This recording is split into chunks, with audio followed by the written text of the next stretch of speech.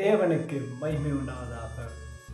இன்றைக்கான தெய்வீக ஆற்றல் முன் அறிவிக்கப்பட்ட காட்டிக் கொடுத்தல்.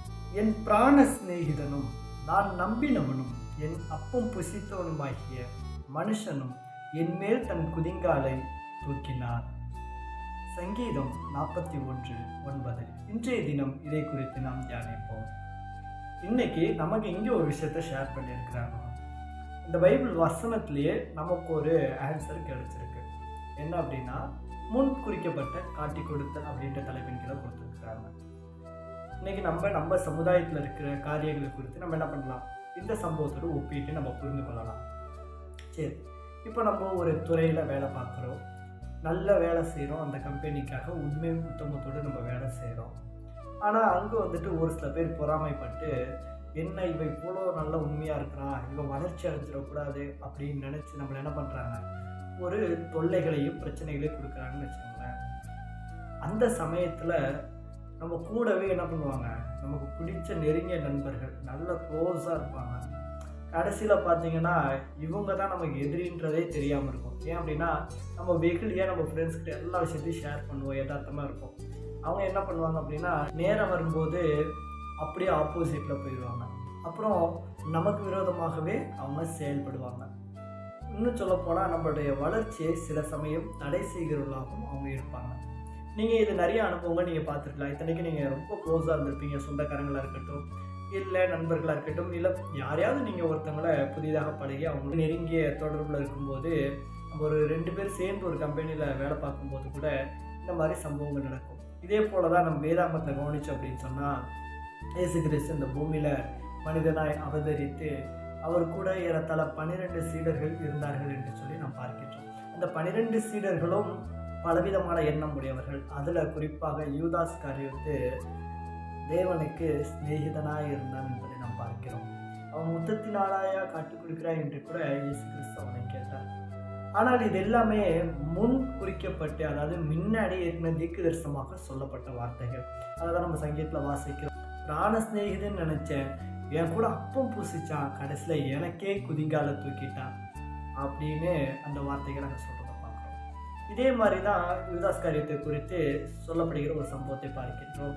யூதாஸ் காரியத்தை 30 வெள்ளிக்காசுக்காக இயேசு கிறிஸ்துவை காட்டி கொடுத்தான் என்று சொல்லி நம்ம பார்க்கின்றோம். இத்தனைக்கும் அவர் கூட 3 வருட காலம் பயிற்சியில் ஈடுபட்டவன், இந்த அநேக அற்புதங்களை பார்த்தவன். இவனும் அற்புதங்களை செய்வதற்காக அனுப்பப்பட்டவன், போதிக்க தெரிந்தவன்.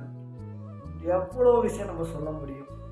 ஆனால் அவன் தான் என்ன பண்ணுறான், இயேசு கிறிஸ்துவை காட்டி கொடுக்கக்கூடியவனாக ஒரு துரோகியாக அங்கே மாறினான் என்பதை நாம் பார்க்கின்றோம். ஆனால் வெறும் 30 வெள்ளிக்காசுக்காக யூதாஸ் அந்த சராசரத்தையும் படைத்த உன்னதரை காட்டி கொடுத்தான் என்பதை பார்க்கின்றோம். அவர்தான் இரட்சகர் என்பதையும் அவன் அறிந்திருந்தான். ஆனால் அவரை காட்டி கொடுத்தான் என்பதை நாம் பார்க்கின்றோம். மிகப்பெரிய ஒரு நம்பிக்கை துரோகம் மனிதனுடைய வரலாற்றின் பக்கங்களில் நடந்தது அப்படின்னு சொன்னால் அது இதுதான். என்னப்பா, வரலாற்றில் எவ்வளோ பேருக்குலாம் நடந்திருக்கு அப்படின்னு நீங்கள் நினைக்கலாம். ஆனால் மனிதனாக பிறந்து நமக்காக உயிரை விட்டு மீண்டும் உயிர் தெழுந்து நமக்கும் ஜீவனை கொடுக்கக்கூடிய உன்னதரை காட்டி கொடுத்தது வெறும் 30 வெள்ளிக்காசுக்கு என்பதை நம்ம புரிந்து கொள்ளணும். அப்போ எவ்வளோ பெரிய நம்பிக்கை துரோகம் இல்லை. அப்படிப்பட்ட நம்பிக்கை துரோகியை கூட அவர் சிநேகிதன் என்று சொல்லி தான் நினைத்தார். சரி, இதனால் நம்ம என்ன பண்ணிடக்கூடாது அப்படின்னா, என்ன யூதாஸ் காரியத்துக்கு கூட இருந்தவங்க இப்படி என்ன பண்ணிட்டான், இப்படி இயேசு கிறிஸ்துவாக விரோதமாக செஞ்சுட்டான் அப்படின்னு நம்ம என்ன பண்ணிக்கூடாது. நம்பிக்கை இழப்பு அவர் மீது ஏற்பட வேண்டிய அவசியம் இல்லை. அதையெல்லாம் வேதாகமத்தில் சொல்லப்பட்ட தீர்க்க தரிசனம் என்பதை புரிந்து கொள்ள வேண்டும். இந்த கடைசி காலத்தில் இப்போ நம்ம கேட்கிற நீங்களும் நானும், நான் எவ்விதமாக இருக்கிறேன், நாம் எவ்விதமாக வாழ்கிறோம், நாம் நம்பிக்கை துரோகம் செய்கிறோமா என்பதை நாம் யோசித்து பார்க்கணும். நாம் என்ன செய்து கொண்டிருக்கின்றோம், நாம் நம்பிக்கை துரோகம் செய்கிறோமா, தேவன் சொன்ன வார்த்தைகளுக்கு கீழ்ப்படிந்து அவருடைய கட்டளைக்கு கீழ்ப்படிந்து அவருக்கு உண்மையாக இருக்கிறோம் என்பதை யோசித்து பார்க்கணும். நம்ம ஒவ்வொரு முறையும் அவரோட பேரை இயேசுதான் தெய்வம், இயேசுதான் தெய்வம்னு சொல்லிட்டு நம்ம அவருடைய வார்த்தை கீழ்ப்படியல அப்படின்னு சொன்னால், அப்போ நம்ம யார் அப்படின்றத நம்ம என்ன பண்ணணும், யோசித்து பார்க்கணும். அதனால் நமக்கு என்ன பண்ணிடணும்னா, நம்ம யார், ஒரு சில சமயம் நம்ம மனசு தொடப்பட்டு, ஆமாம் நான் பாவம் செஞ்சுட்டு நம்பிக்கை துரோகம் செய்கிறேன் அப்படின்னு தெரிஞ்சது அப்படின்னா, யூதாஸ்காரியத் மாதிரி நாண்டுக்கிட்டு சேர்த்துடக்கூடாது. தேவன்ட்டு என்ன பண்ணணும்? ஓடணும். அவர் நம்ம மன்னிக்கிறதுக்கு ஆயத்தமாக இருக்கிறார். அதனால தான் நம்ம பேதுருவை கூட எடுத்து படித்து பார்த்தோம் என்று சொன்னார். அவர் எவ்வளோ அன்புள்ளவர் என்பதை நாம் புரிந்து கொள்ள முடியும். இன்றைக்கான மருத்துவ செய்தி. திராட்சை பழத்தில் விட்டமின் சி அதிகமாக இருக்குது. இன்னும் சொல்லப்போனால் பாஸ்பரஸ் அதிகமாக இருக்குது, இரும்புச்சத்து அதிகமாக இருக்குது, P1, P2, B6, B12 அப்படின்னு சொல்லிட்டு பலவிதமான சத்துக்கள் இந்த திராட்சை பழத்தில் இருக்குது. இந்த திராட்சை பழம் எடுத்துக்கும் போது ரத்தத்தை அது சுத்திகரிக்குது. அது மாத்திரம் கிடையாது, ரத்தம் ஊறுவதற்கும் இந்த திராட்சை பழத்தில் சத்துக்கள் இருக்குதுன்னு நம்ம தெரிந்து கொள்ளணும்.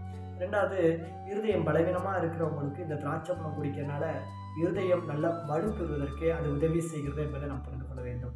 இப்படிப்பட்ட திராட்சை பழத்தை நீங்கள் சாப்பிடுங்க, ஆரோக்கியமாக இருங்க, தேவனை மகிமைப்படுத்துங்க. மீண்டும் நாளைக்கு உங்களை தெய்வீக ஆற்றலில் சந்திக்கிறேன். ஆமென்.